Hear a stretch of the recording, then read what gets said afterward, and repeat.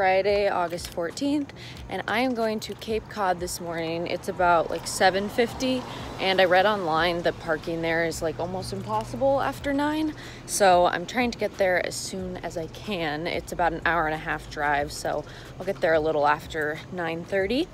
But I'm walking to my car, and I thought now would be a good time to give like a little life update. If you guys want to scroll forward to when I'm at the beach, feel free. But I feel like the video from the road trip to my room tour to hiking in New Hampshire was a little confusing because I never really like just sat down and was like, yay, like we're here, like this is how I'm feeling, this is how everything went, because a lot of things happened. And I didn't want to title this video anything weird, but basically, Massachusetts has really strict guidelines for getting into the state. If you're like a new resident or if you're visiting, you either have to quarantine for 14 days or you have to show a negative test. We couldn't quarantine for 14 days because my boyfriend Nick had to fly home that Sunday. So I was like, okay, we need to test negative. And they were like, you have to have the test within 72 hours of coming here. So we got our tests on Sunday. We left for our road trip on Monday, and then we made it here on Wednesday. And our road trip goes really well. It goes just as planned. We make it here on Wednesday, and we're unpacking all my stuff from the car. It's really hot, really humid. Both of us kind of have headaches and we're kind of hungry. And I get my results. I get them emailed to me, and they were terribly, terribly confusing because they didn't say I was positive or negative. They had like 3 things that it seemed like they were looking for. It was like an N gene, an R gene, and then some random thing I couldn't pronounce. And it said that 2 of them were detected and 1 of them was not.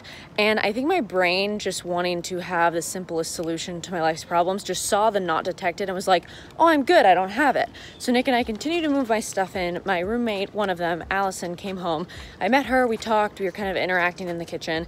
And Nick and I pretty much get my whole room like as set up as we can without having to like buy my desk chair and put my dresser together. And I call my sister and we look, she's like, can I see the results? I screenshot them to her.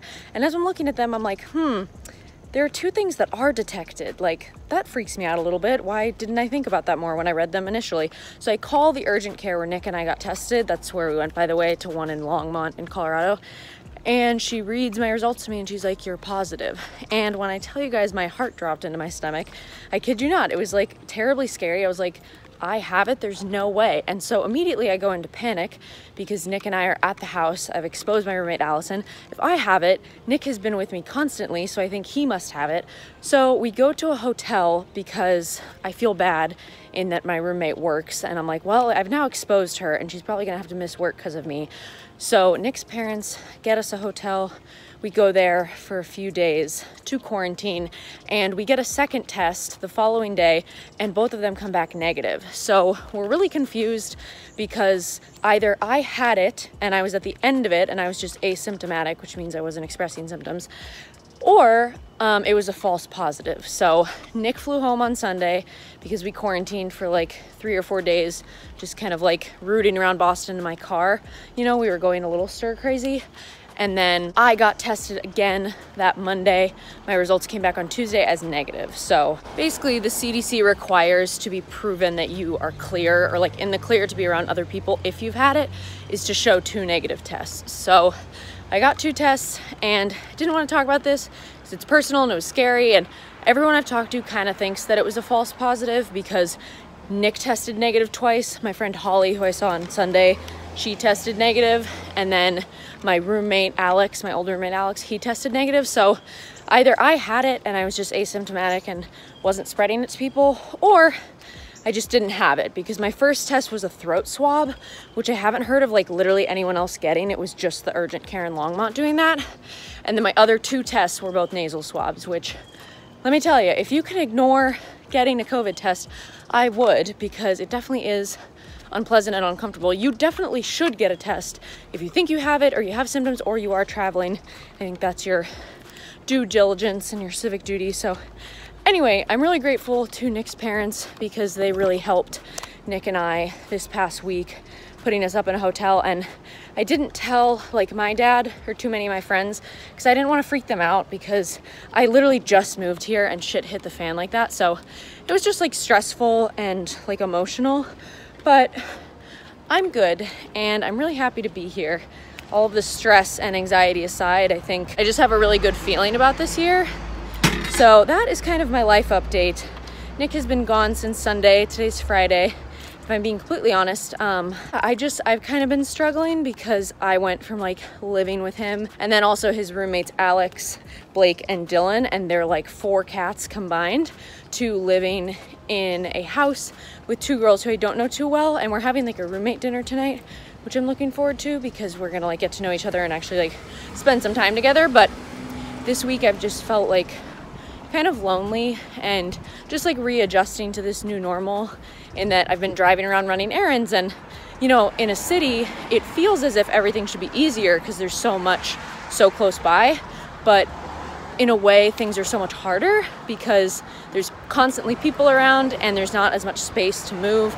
Like finding a parking spot is like hell, so that's why I'm going to the beach early. But anyway, I've kind of been taking a step back, trying to like regroup, refocus, and figure out what it is that like makes me feel better when I'm stressed or emotional or like sad or whatever. So that's what I've got going on. Just made it back to my car, and for those of you that are concerned, even though like I did test negative twice, everywhere I go I've been bringing this N95 mask with me. Nick's mom, who's a nurse, she got Nick and I these for when we were traveling. And then I have 2 small little bottles of hand sanitizer. One I keep in my car in case I'm like running errands, and then the other one I keep in my Kavu bag, so I have that like at all times. So feel pretty good about that. We are off to Mayflower Beach, which is in Dennis, Massachusetts. It's like an 1.5-hour drive, like I said, and yeah. So I made it to Cape Cod. I'm in Dennis, Massachusetts, and I'm running into the problem of all of the beaches, like parking lots are full. So I pulled over to an ice cream spot that I want to try later when it's open. It's only 10 a.m. and I just put it into the maps. It's only like 25 minutes to the national park, like the Cape Cod National Park on the very like edge of the boot that is Cape Cod. So I think I'm just gonna drive over there. I'm like, you know, today is my beach day. I'm probably gonna be here till at least like 4:30. So I figure why not drive a little longer in the hopes of finding a beach that I can swim at and tan. And you know, if I have to pay 25 bucks to park there, then so be it. Okay, I finally found a place to park, and I'm gonna get on a shuttle that will take me to the beach. So this is just like an area where you can park, and then the like national park shuttle, I guess, takes you to the shore. I'm so freaking excited. I gotta put on a bunch of sunscreen because it's really warm and I will probably get burned, but yay, I'm here. I don't think you guys understand how happy I am to see the water. I have had like such a crazy 1.5, 2 hours just driving, trying to get to the ocean, and I can see it. I'm so excited.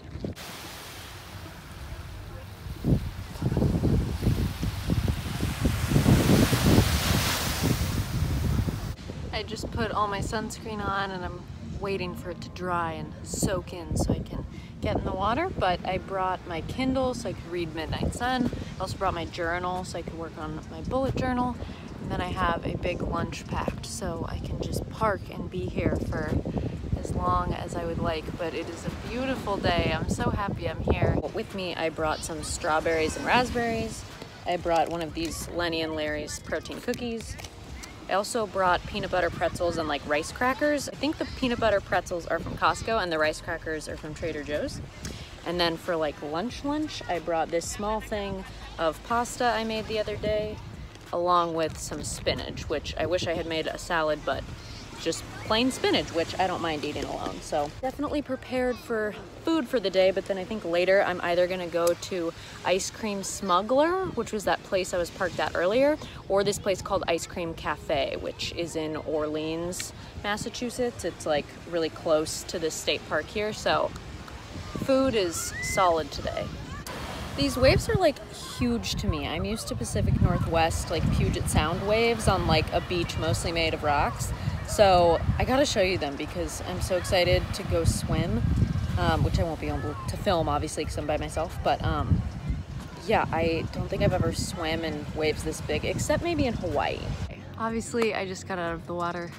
There's more people around, so I'm trying to be quiet, but that water is very cold. It's much colder than the beach Nick and I went to. Nick and I went to Cape Cod last Saturday, so a week ago tomorrow, and we went to Veterans Beach, which is kind of, I think, more touristy. It's not as far as a drive, and that water was really warm, very nice. I would recommend that beach. It was like less populated. Parking was still 25 bucks, but this water is like much colder, but the waves are a lot bigger, and the sand is just like so yellow and soft, and I was able to walk out far enough to be on kind of like a barge so I could like stand up and like catch every wave. I just couldn't stop smiling. I was like, I forgot how much I love swimming and being by the ocean. It's just like so fun, and you know, this beach is really maintained. And there's surprisingly like a lot of people, but also that's not surprising because it's been like in the 90s every day this week, and everybody's pretty distance out, like on their towels and beach chairs and whatever, but you know, there's kids and whatnot, so I'm glad I have a little bubble to myself and all my snacks. I think it's at least 1 o'clock right now. It is 12:10, so not even 1 yet.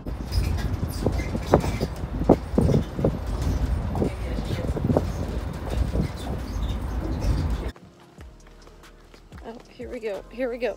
There we go. All right, just got off the beach trolley. I saw this hilarious poster, maybe I'll insert the picture of it. It was like, the best kind of relationship is a long distance relationship. And it was a diagram of a person standing far away from a seal. And I was like, thank you, beach trolley. I didn't really need that reminder that I'm now in a long distance relationship, but thank you. I just made it to the ice cream cafe. It has the cutest sign ever. Also, I just wanted to show you guys these flowers. I have been loving all of like the nature out here. There's like these orange and pink ones, like so pretty. I don't think I've seen flowers like this, like naturally, in such a long time. They're so beautiful.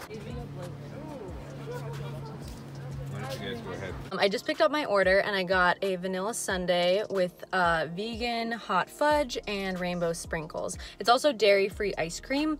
Another life update is that I'm attempting to go dairy-free while I'm in Boston. I have completely transitioned from like cow's milk to oat milk. I read up that that is like the most environmentally friendly, like it takes the least amount of water, and obviously it just comes from like strained oats. And I'm kind of doing it for like environmental reasons, but also like for cows, you know? So starting to make that transition, I feel really good about it because thus far, like the only place I've had to look for alternatives is in milk and when I go out for ice cream. So this looks delicious and this cafe is adorable. Would highly recommend. The ice cream was very well priced and it tastes delicious. So I'm pumped. All right, made it back to my car and I have to pee so badly. Had a nice drive back. It took me like a solid 2 hours, but the majority of it, I talked to my sister on the phone. So that was really nice because I had a really great day. I'm glad I vlogged. I hope you guys enjoyed it. But like I kind of mentioned at the beginning, it's just been an interesting, like semi-challenging week, just getting adjusted and settled and being here for the first time completely on my own because obviously I had like a whole week here with Nick.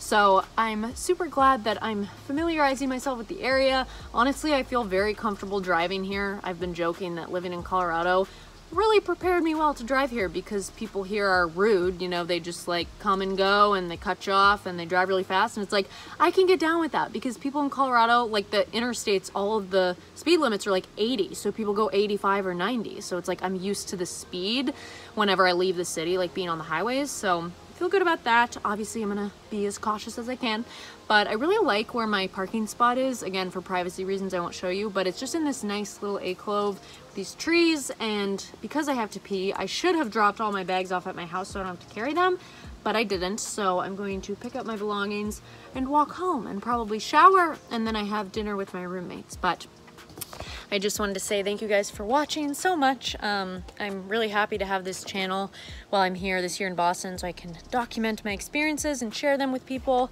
And you should let me know in the comments down below what types of things you'd like to see. I have a whole long list on my phone of like graduate school videos and Boston videos. So just feeling like optimistic and really hopeful. So I hope you guys enjoyed. Thank you for watching. Subscribe, follow me on Instagram, and I will see you in my next video. Bye.